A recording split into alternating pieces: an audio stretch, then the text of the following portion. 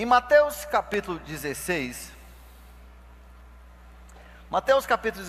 nós temos um trecho onde, na verdade, Jesus oficialmente declara organizado a sua igreja. Jesus deixou a igreja entendendo, pelo plano de Deus, que o ser humano, ainda preso a essa carne, por mais que aceite Cristo, entregue a sua vida, por mais que o Espírito Santo venha habitar e você é uma nova criatura, enquanto esse processo da renovação total do ser humano, que a Bíblia fala em Romanos capítulo 8, começa ali pelo Espírito. Quando nós recebemos o Espírito de Deus, então nós nos tornamos nova criatura.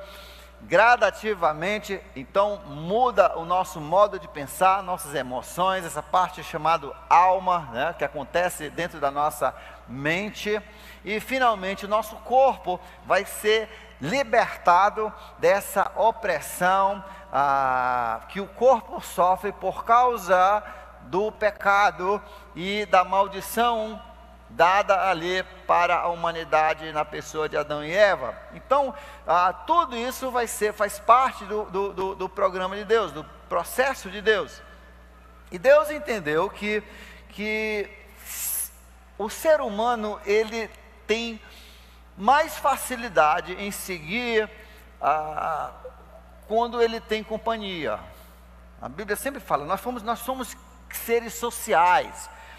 A pessoa que é ermitão, que vai para o meio da floresta viver sozinho, geralmente ele é meio doido. Eu conheci um assim, e quando ele está na cidade, ele fica andando para cima, para baixo, não dorme, e aí ele só sente esse sossego quando ele está lá no meio da floresta, no meio das carapanãs, né, perdendo sangue ali aos litros por noite. Aí ele não tem que falar com ninguém, né? Fala só com os macacos. Isso é ermitão, mas isso aí não é o normal, você não é assim. E Deus entendeu então que deveria deixar a sua igreja para que nós chegássemos bem, porque Deus tem uma missão, não é só chegar bem. E por isso que a igreja é tão importante. Então nesse trecho de Mateus capítulo 16, nós temos a passagem onde Deus estabelece a base de sua igreja. Leiamos começando do verso 13. Chegando Jesus, capítulo 16 de Mateus, verso 13, chegando Jesus à região de Cesareia de Filipe, perguntou os seus discípulos: quem os outros dizem que é o Filho do Homem? Eles responderam, alguns dizem que é João Batista, reencarnado, né? Outros dizem que é Elias, outros ainda que é Jeremias, ou um dos outros profetas. E vocês? Essa pergunta é chave. E vocês, perguntou ele, quem vocês dizem que eu sou? Simão Pedro respondeu, tu és o Cristo, o Filho do Deus vivo. Vamos fazer essa citação de Pedro? Vamos ler essa citação? Tu és o Cristo, o Filho do Deus vivo. Respondeu Jesus, feliz é você, Simão, filho de Jonas, porque isso não lhe foi revelado por carne ou sangue, mas por meu Pai que está nos céus. E eu lhe digo que você é Pedro, e sobre esta pedra edificarei a minha igreja, e as portas do Hades, ou inferno, não prevalecerão ou não poderão vencê-la. Eu lhes darei as chaves do reino do céu. O que você ligar na terra será ligado, já terá sido ligado no céu. O que você desligar na terra já terá sido desligado no céu. Então advertiu os seus discípulos que não contassem a ninguém que ele era o Cristo. Hoje à noite nós queremos olhar algumas verdades nessa passagem, porque essa é a base da nossa igreja. Olha só como é importante esse trecho. Isso aqui foi o que Pedro falou. Isso aqui foi o que Pedro falou. Ele disse, tu és o Cristo. O que os outros dizem? O que vocês dizem de mim? E ele diz assim, nós dizemos que tu és o Cristo, o Filho do Deus vivo. Essa é a base da igreja. Então veja só, não é o programa, não é como você divide as coisas, as programações que você faz, não é como a sua filosofia de trabalho, que faz uma igreja ser uma igreja. O que faz uma igreja ser igreja é isso daqui. Isso aqui. Essa base. A base doutrinária fundamental da igreja, a igreja tem que crer que tu, Jesus, é o Cristo. Cristo significa o Messias. No hebraico era Massaia, que é o Messias, o enviado, o ungido de Deus, aquele que viria corrigir as coisas e ser rei da terra. Que tu, Jesus Cristo, é o Cristo, o enviado de Deus, filho de Davi, da geração de Davi, que viria resolver todas as coisas. E note aqui, que tu és o Cristo. Isso aqui é importante. No final dos tempos, a igreja cristã verdadeira, ela vai ser acusada de intolerância. Eu creio que a grande perseguição dos crentes é porque o crente é intolerante. Não que nós sejamos intolerantes de não querer que as outras pessoas tenham as suas religiões. Aliás, nisso aí nós somos mais tolerantes do que os outros, né? Eu acho que cada um tem que seguir a sua consciência. Agora, veja só, por que nós vamos ser acusados de intolerância? Porque nós dizemos que há um só caminho, único. A afirmação de Jesus, sobre o qual ele baseou a igreja, é que tu és o Cristo, o enviado, não tem outro. Aliás, Jesus diz, não há outro caminho. Isso significa, o que significa isso? Isso significa que o caminho de Maomé não vai formar a igreja de Cristo. Depois ele vai dizer assim, a minha igreja. Tem outras igrejas que não são dele? Tem. E a sua fé como eu digo, é uma aposta. Fé é uma aposta. O ateu é o maior crente de todos. Todo ateu é crente. Para mim, o ateu é o cara que mais tem fé no mundo. Porque ele olha toda essa natureza e diz assim, não existe Deus. Ele está apostando que não existe Deus, porque se tiver Deus e tiver julgamento, ele está ferrado. As pessoas, todo mundo está apostando. Alguns estão apostando em Maomé, que Maomé, ele era o dono da verdade. Alguns estão apostando em Joseph Smith, que os mormons têm a verdade. Outros estão apostando nos espíritas, que ele tem a verdade. Outros estão apostando no Papa, que é ele que é o detentor, intérprete da Bíblia e o vigário de Cristo na terra. Outros estão apostando na Bíblia. Eu estou apostando na Bíblia. Eu estou apostando no Cristo da Bíblia. E se você for um cristão verdadeiro, a Bíblia é a revelação de Jesus. Inclusive o Novo Testamento é chamado a revelação de Jesus. Então nós estamos apostando que isso aqui é a verdade. E por isso nós analisamos todas as coisas, olhando as profecias, e dizendo, olha, está aí, olha só como está acontecendo tudinho, né? E a gente se alegra nessas coisas. Mas é uma questão de fé. E nessa proposição de Jesus, o fundamento da igreja é isso aqui. Tu és o Cristo, não há outro caminho. Há um só caminho, uma só verdade, uma só vida. Ninguém vem ao Pai senão por mim. As pessoas vão chamar isso de intolerância. Dizer que só vocês estão certos. Não, eu não digo que só nós estamos certos. É Jesus que falou que só Ele está certo e eu estou com Ele. Não é a minha igreja. A nossa igreja se baseou nessa verdade de Jesus. Então nós cremos que Ele é o único meio. É o único meio. E a outra coisa importante aqui, que Ele é o Messias, Ele é esse enviado que Deus havia prometido. Terceiro, em João bate muito nessa tecla de Jesus ser o Filho de Deus, o unigênito Filho de Deus. Ou seja, Deus se clonou. O Pai clonou o Filho. Deus clonou, é o unigênito Filho de Deus, significa que Ele é Deus. Porque algumas religiões acham que Ele é um Deus, como nós somos deuses, criados na imagem. Mas a Bíblia diz que Ele é Deus, equivalente ao Pai, equivalente ao Espírito Santo. Ele é Deus. E isso é importante. Ele não é apenas um profeta de Deus. Muitas religiões creem, todas as religiões praticamente creem em Jesus, mas a maioria crê que, aquelas que não são cristãs, acreditam que Ele é um profeta, um bom homem, um filósofo. A Bíblia diz que Ele é o Filho de Deus. E terceira coisa, então olha só aqui, o Filho. E terceira coisa, o Deus vivo. o Deus da vida. Ele é a bateria que faz gerar os planetas. É Ele que dá vida a todos os seres vivos. É Ele que energiza. É Ele que faz o mundo rodar. É Ele que faz as estrelas brilharem. É Ele que faz tudo acontecer. Esse é o Deus. Ele é o Deus da vida. Ele é vida. Ele é a fonte de vida. E isso faz parte, então, Deus vivo. Ele é o Deus que pode dar a vida. Inclusive Jesus, interessante, no livro de João, capítulo 5, verso 21, ele diz, olha só, eu sou a vida. E eu dou vida para quem eu quiser. Ele tem o direito, e ele com a sua morte e ressurreição, ele adquiriu o direito de dar vida para quem quisesse. E não tem diabo que atrapalhe. Ele tem esse direito. Ele dá para quem quer. E quem é que ele quer dar vida? Para aqueles que o querem também.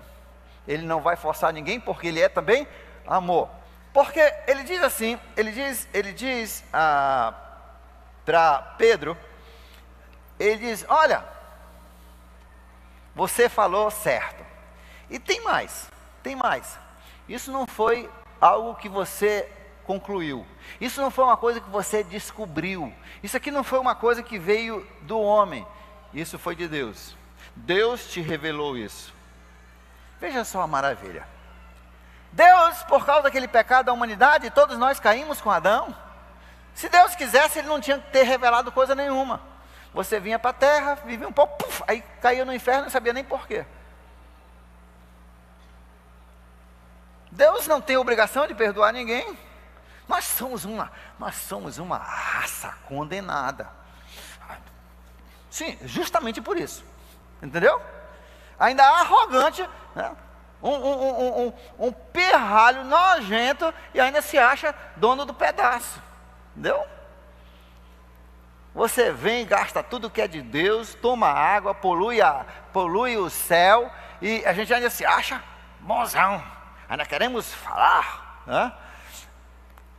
Então, Deus poderia ter simplesmente ignorado e pronto, ia todo mundo para o inferno. Mas Deus, Ele decidiu revelar, olha, o destino da humanidade é essa. A lei divina já havia sido decretada muito antes da existência do homem. Os anjos já tinham sofrido a consequência dessa lei divina quando desobedeceram. Então, Deus foi tão misericordioso, tão bondoso, que ele resolveu escrever, olha, gente, o final não é bom. Mas já pensou a gente entrar no mundo e saber que a gente ia para o inferno e não ter solução? Deus não somente foi tão bom, mas ele não somente falou o final, mas Ele também falou como é que nós podemos escapar do final. Por isso que Jesus fala para Pedro, olha, isso que você terminou de dizer, você não descobriu, Deus revelou para você. Deus queria que você soubesse, Deus quer que você saiba. Deus quer que você saiba a condição final. Deus saiba como você pode escapar do julgamento pendente sobre a terra. E Ele então diz aqui, eu lhe digo que você é Pedro. Agora vamos entender isso aqui, porque isso aqui é uma base errada, é um versículo errado de grande parte do cristianismo. Ele diz assim que Deus estabeleceu sua igreja sobre Pedro. Não tem nada a ver, isso é falta de entender a língua original. Pedro é uma palavra que no grego, né, escreve-se Petros. Eu tinha até um amigo por esse nome, Petros. Petros significa uma pedra assim, olha, uma pedra que você pega na mão. Aliás, Pedro, depois quando ele escreve de novo, ele repete essa passagem de certa forma, e no livro de Pedro, ele diz assim, aí porque assim, Pedro era um cara meio bruto, né, você vê isso. Aí Deus pega aquela pedra bruta, ele começa a lapidar, ele começa a colocar as facetas, né, para o brilho do sol entrar ali e refletir a cor da esmeralda, do diamante. E quando Pedro então fala sobre isso no livro de Pedro, ele diz, vocês são as pepitas, vocês são as gemas, as pedras preciosas de Deus, que estão sendo construídos num templo, numa igreja, linda para o Senhor. Então, mas antes disso, Petros ainda estava no bruto. Petros não tinha nem salvação ainda, porque Jesus não tinha morrido. Ele ainda estava só na fé de que Jesus era este, quem ele dizia aí. Petros é que significa uma pedra pequena. Eu lhe digo que você é pedra, você é uma pedra. Você é uma pedra. E, poxa, eu falo isso sempre para o meu marido também. Você é uma pedra no meu sapato. Não? E sobre esta pedra, agora olha só essa próxima palavra. Deixa eu colocar numa cor diferente aqui. Olha, pedra. Essa segunda palavra é outra, é Petra. Tá? Petra. Petra significa uma laje de pedra. Tá? Um leito, nós chamamos de leito rochoso ou leito de rocha, onde você vê só aquele quartzo, aquele mármore, aquela pedra, como tem em alguns lugares no rio, onde você vê assim, parece uma laje. Tá? Isso é a palavra Petra. Essa é a palavra que Jesus diz: você constrói a vida sobre a Petra, e os temporais não vão derrubar.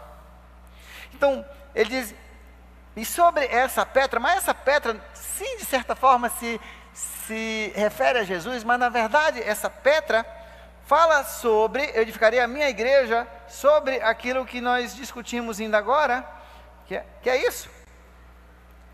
A rocha, a Petra, a laje fundamental da igreja é que tu és o Cristo, o único Cristo, o Filho de Deus, o único Filho de Deus, do Deus da vida, o Deus que é a vida e que pode dar a vida. Então, essa na verdade é a rocha sobre a qual a igreja é construída. É esse fundamento, esta verdade aqui propostas por Jesus. Agora é interessante, depois que ele discute isso, ele diz: e por isso eu lhe darei as chaves do reino dos céus. O que você ligar na terra já terá sido ligado no céu, e o que você desligar na terra já terá sido ligado no céu. Ou seja, o que Pedro abria e fechava, e os apóstolos, na verdade, já eram reflexo daquele que Deus já tinha feito no céu e passava o recado para eles. Como nós vimos a abertura do evangelho e da igreja para os gentios. Mas nós queremos focar nessa palavra aqui. Nós queremos focar nessa palavra chaves. Deus tem dado à igreja as chaves do reino dos céus. E ele termina dizendo, e as portas do inferno não prevalecerão contra as portas do reino de Deus. Eu quero então encerrar essa mensagem mostrando essa parte para você.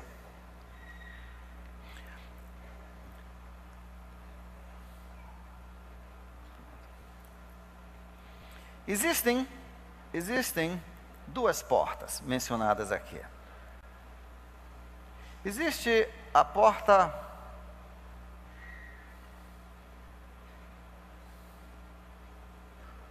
do inferno. Vamos colocar aqui um fogo. Não apareceu muito não. Vamos colocar mais vermelho aqui.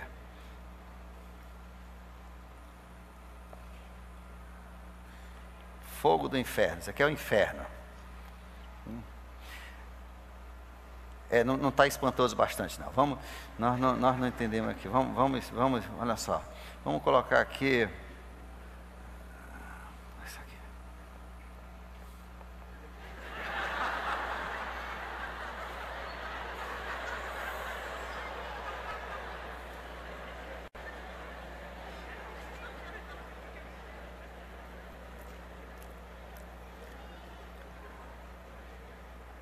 Existe uma segunda porta, que é a porta do reino de Deus. Onde aqui nós temos o Rei Jesus, como o Rei, para todo sempre. Vou colocar aqui um coloridozinho.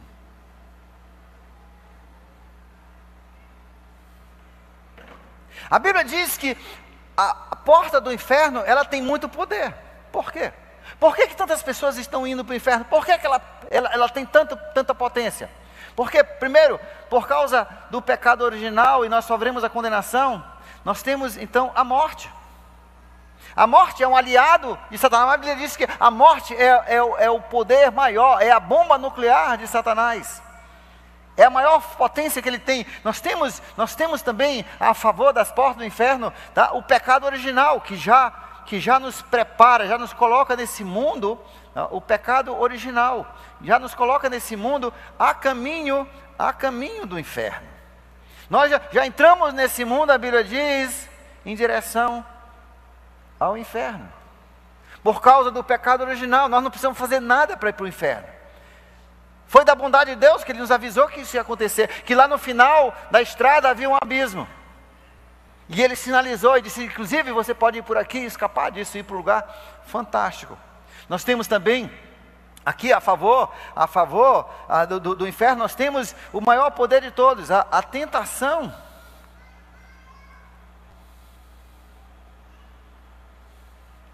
Que acontece através dos estímulos da nossa carne. Nós temos essa tendência já, e é tão fácil, e a gente gosta dessas coisas, e a gente prefere dar as costas para Deus e satisfazer a nossa carne. Então tem essas forças, a morte, o pecado original, a tentação.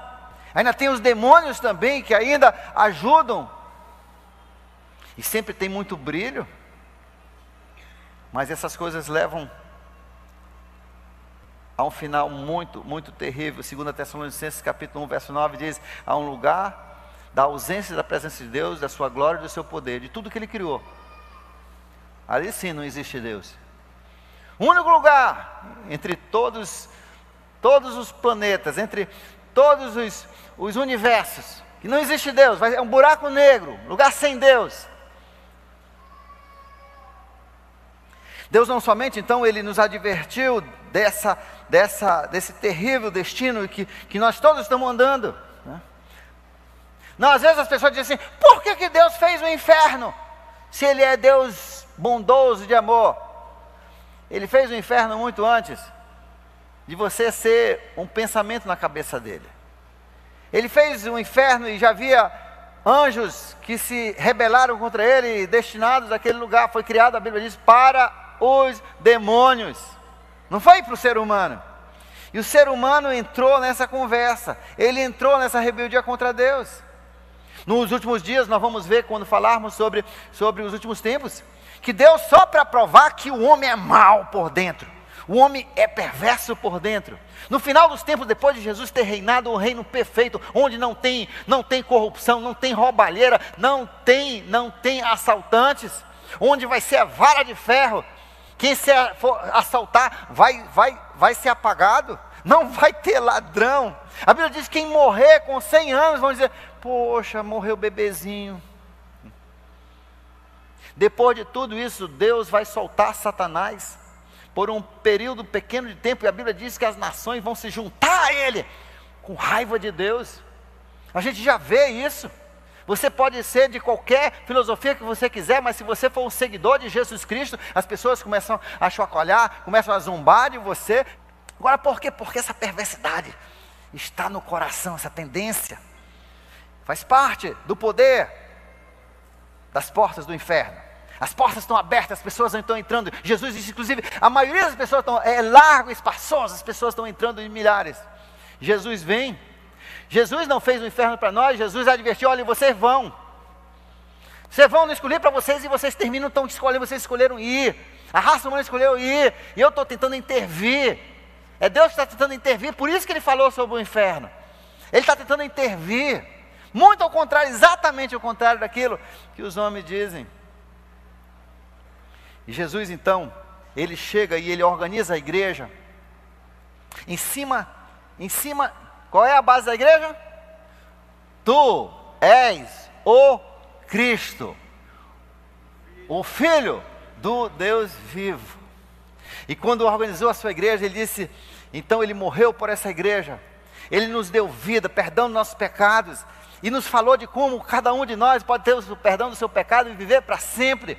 na nova terra reconstruída, reformatada, onde o céu, a santa cidade de Jesus será a nossa capital, e nós vamos viver para sempre, num paraíso, numas férias eternas, desenvolvendo a terra e os planetas e os universos, por milhões e milhões de anos.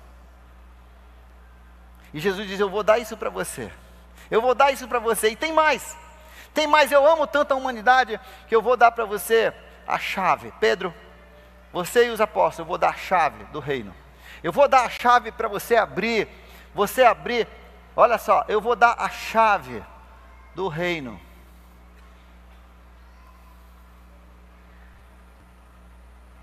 Eu vou dar a chave para vocês abrir para quem vocês quiserem. E é nessa parte que eu quero chegar. Deus escolheu dar essa chave, as chaves do reino, para a sua igreja. E nós fazemos parte dessa igreja. Estenda a sua mão assim. Deus, nesse versículo, Jesus está dizendo: eu estou colocando a chave em suas mãos. Bota essa, a chave está lá, olha a chave. A chave com qual você pode abrir o reino dos céus, o reino de Deus. A chave que abre a porta para que as pessoas não precisem mais caminhar para aquele destino terrível, mas que elas possam viver na utopia, no céu, no paraíso, no mundo perfeito, em lugares perfeitos, onde só existe amor, abundância, alegria, onde não haverá mais violência, enfermidades, morte, onde não haverá mais lágrimas. E Deus tem colocado essa chave aonde? Aonde? Em minha mão, em tua mão. Por isso que urge que a gente use essa chave, porque o tempo está acabando. Deus já adverte que o tempo dos gentios fecharia quando Israel tomasse de novo Jerusalém. Isso já aconteceu, por isso nós sabemos que o negócio está muito, muito próximo. Meu pai, certa vez, uma das primeiras pessoas que meu pai evangelizou, você pode segurar a chave de mão fechada, porque nós vamos voltar para essa chave, mas não perca a chave, essa chave é sua. Ele ouviu no rádio que um assaltante na cidadezinha onde ele estudava, a faculdade, tinha sido baleado. Ele atacou um policial, o policial matou ele. E na verdade era um bandido, tinha roubado um banco, era daqueles carros antigos, igual de bang bang, né? E o ladrão saiu no carro disparado, e o policial pulou no carro, agarrou pela janela, né, e pisou naquela parte, né, que tinha para você pisar, e segurou ali e deu um tiro no bandido. E ele ouviu a notícia e que o bandido estava entre a vida e morte no hospital. E meu pai foi lá, ele chegou lá, ele pediu da enfermeira, ele disse: eu posso falar com esse senhor? E o bandido estava respirando seu último, ele estava numa tenda de oxigênio. Meu pai levantou um pouquinho da tenda, pediu permissão, colocou só a cabeça para dentro e falou para ele de Cristo. E aquele assaltante, logo antes de morrer, aceitou Cristo. Ele abriu na última hora. Ele conseguiu ver na ordem que ele estava para ser devorado, cair dentro das portas do inferno. Ele conseguiu abrir a porta. E aquele assaltante entrou pela brecha um dia. Ele vai vê-lo, um homem que nem sabe o nome do meu pai. Vai conhecer a pessoa que abriu a porta na última hora. Ele conseguiu entrar de fininho. A chave de novo. Deus colocou essa mesma chave em nossas mãos. Por isso que a nossa tarefa aqui na terra, como igreja, como servo do Senhor Jesus, é isso. Faça isso. É abrir porta, é abrir porta. Não é fechar a porta, é abrir porta, abrir porta, abrir porta, abrir porta, abrir a porta do reino. Nós abrimos portas quando nós evangelizamos, por isso que semana retrasada nós aprendemos, nós aqui, mas eu não acertei. Então aprendam outra forma. Você precisa aprender a falar. Você tem que saber abrir a porta. Você tem que saber abrir a porta. É importante que você abra a porta direito. Treine aquele exercício. treine aquele exercício. Eu estou pedindo que os grupos de oração façam esse treinamento. E quem tiver dificuldade, que os outros ajudem ele a fazer aquele desenho de Deus, Adão, Eva, a separação, o diabo, a árvore humana na decadência, Jesus Cristo, a morte dele e a possibilidade de nossa volta a Deus. Por quê? Porque essa é a chave que abre, é a chave que abre o reino. Deus tem dado essa chave para a nossa igreja, e Deus tem dado essa chave, uma chave que gira fácil. Um cara que, obviamente, falava em ignorância, falou um dia para mim, ano passado, disse: pastor, desse jeito que a tua igreja está facilitando muito a salvação para as pessoas. Eu só não chamei de idiota. Essa é a nossa tarefa. Vamos girar essas chaves. Domingo que vem nós temos essa oportunidade. Onde você trabalha, ore que Deus abra a oportunidade de você colocar a chave, abrir. Lá onde você trabalha, seus vizinhos, seus parentes. Quando tiver uma noite especial, como a noite do fim dos tempos, traga os seus convidados, abrindo a chave, abrindo a chave, abrindo a chave, abrindo o reino de Deus para as pessoas, que um dia no céu, depois de conhecerem Jesus, eles vêm correr para abraçar o seu pescoço, porque você foi o instrumento de Deus, que abriu para eles a porta do reino de Deus, com aquela chave que Deus te colocou. É por isso que nós fazemos, sim, seria um Natal menos suador, né? Menos trabalhoso, mais descansado, né? Outro dia minha esposa disse assim: nunca mais a gente teve assim um Natal normal. Digo, não, nosso Natal é muito melhor do que o normal. Quem quer ficar ali só abrindo presente e comendo peru, né? Vamos abrir presente e comer peru, enquanto ensinamos aqui o Evangelho para milhares de pessoas.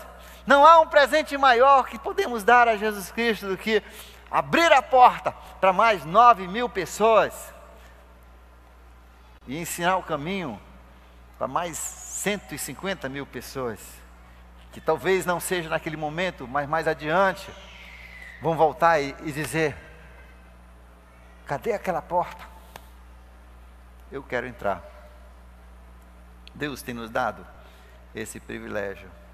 Hoje à noite a pergunta que Deus faz para você é a pergunta que Ele fez para os discípulos. Ele disse: e quem tu dizes que Jesus é? Quem tu dizes que é este Filho do Homem? Essa base é toda a diferença da eternidade com Deus ou sem Deus. Se hoje à noite seu coração está batendo um pouco mais forte, quando eu falei no fim do mundo, você não está bem.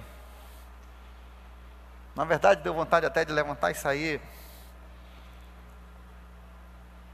Você está um pouco nervoso. Você não está pronto para Jesus voltar hoje. Resolva isso hoje à noite. Nós estamos aqui hoje à noite para abrir a porta para você. Essa semana uma linda jovem aqui da nossa igreja saiu de manhã, esteve no culto domingo. Eu imagino, ela sempre vinha. Imaginava que hoje à noite eu estaria aqui celebrando nossos 55 anos, tomando Guaraná. Mas já entrou. Já entrou no reino de Deus, já conhece aquilo que nós só conhecemos pela palavra de Deus e pela fé. Ela já entrou. Nós não temos garantia do amanhã. Não arrisque. Hoje à noite, antes de nós encerrarmos, eu não poderia deixar de dizer: nós queremos abrir essa porta para você. E se hoje à noite você diz: sabe uma coisa, eu ainda não resolvi, eu ainda não entrei nesse reino, eu quero entrar. Nós temos várias pessoas ali que estão ali com a chave e vão mostrar para você como você pode entrar. Eles vão abrir, vão destrancar o reino de Deus para você hoje à noite. Levanta agora, aí você está, levanta e vá lá e diga assim: eu quero entrar, eu quero entrar. O que eu preciso fazer para mim? O que eu faço? Me ensine. Pode ir agora. Foi assim no primeiro culto, nós tivemos umas 10 pessoas que foram lá e entraram no reino. Pode ir agora, pode levantar. é a sua vida. Se você hoje não tem essa certeza na sua vida, vá conversar com as pessoas que estão ali esperando você. E entre no reino hoje à noite. Entre no reino. Tem pessoas ali querendo abrir o reino para você. Para os seus pecados serem perdoados pelo sangue de Jesus. Para você entrar no reino. A chave que Deus deu aqui para a nossa mão, nós estamos querendo abrir para você hoje à noite. Venha enquanto nós esperamos só um momento.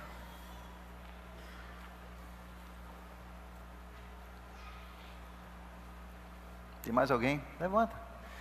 Não tenha. Isso aqui é o grande momento da sua vida. Você está saindo da porta do inferno. A porta do inferno não vai mais vencer você. Você está entrando no reino da luz. Você está dando seus passos para entrar agora na porta do reino de Deus.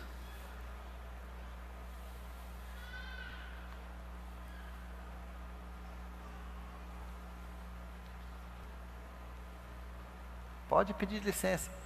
Passe. Isso aqui é a coisa mais importante. É para isso que nós existimos. Nós estamos aqui. É para isso que a igreja está aqui. Abrir a porta. Abrir a porta para você. Vá lá. Vá lá. Vá lá.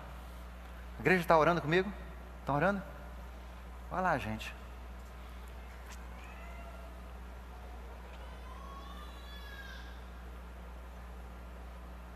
A Bíblia diz que Deus não quer que nenhuma alma se perca, nenhuma sequer, nenhuma. Por isso que Deus fez todo esse trabalho e ainda escreveu tudo isso por escrito, deu tudo por escrito.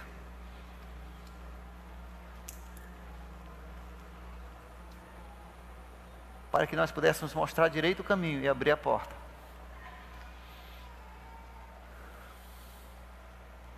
Eu quero que a igreja estenda a sua mão ali para a direção daquela porta. E ore comigo, ó Senhor, abençoe estes que estão querendo entrar no teu reino. Abra a porta para eles. Se precisar de outra sala, vamos usar uma outra sala do outro lado. Ou leve lá para trás. Ore comigo. Senhor, abençoe aqueles que estão com as chaves ali dentro, para abrirem direito, com clareza, com firmeza, o reino de Deus.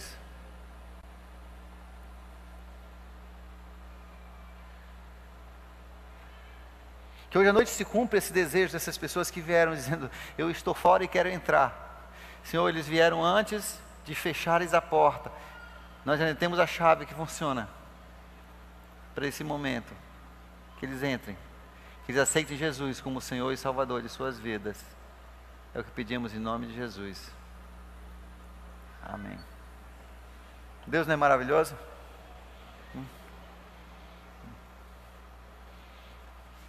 E a chave está onde? Em nossas mãos. Por isso nós vamos usar essa semana. Vamos usar essa semana. Essa chave tem que ser daquela que você pendura bem aqui. Todo tempo aqui. Todo tempo. Você está ali. Você não sai de casa sem essa chave. Porque você nunca sabe.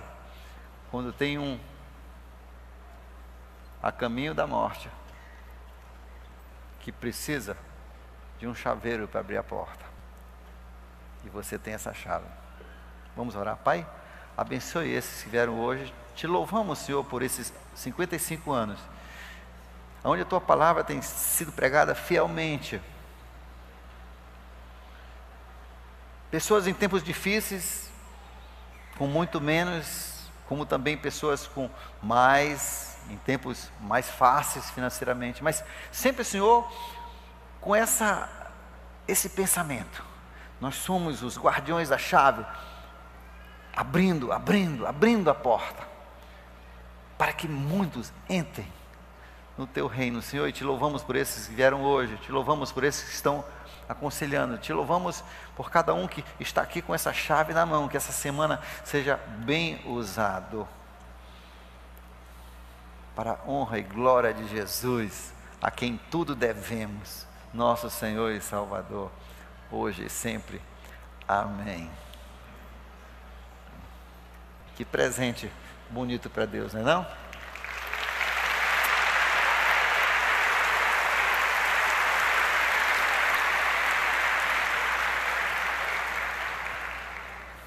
Nós vamos agora cantar o nosso parabéns, tá?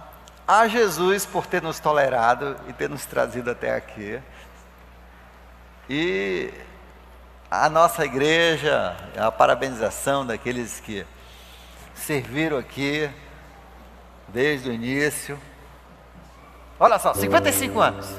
Parabéns pra você nesta data querida, muitas felicidades,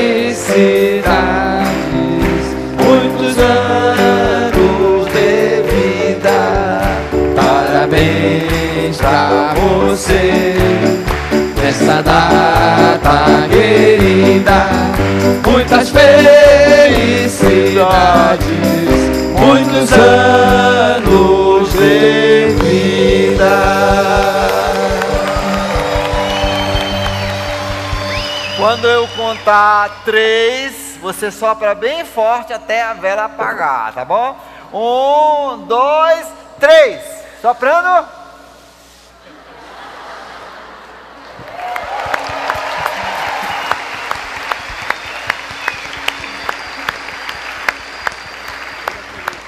Deus abençoe, ele deu uma grande semana.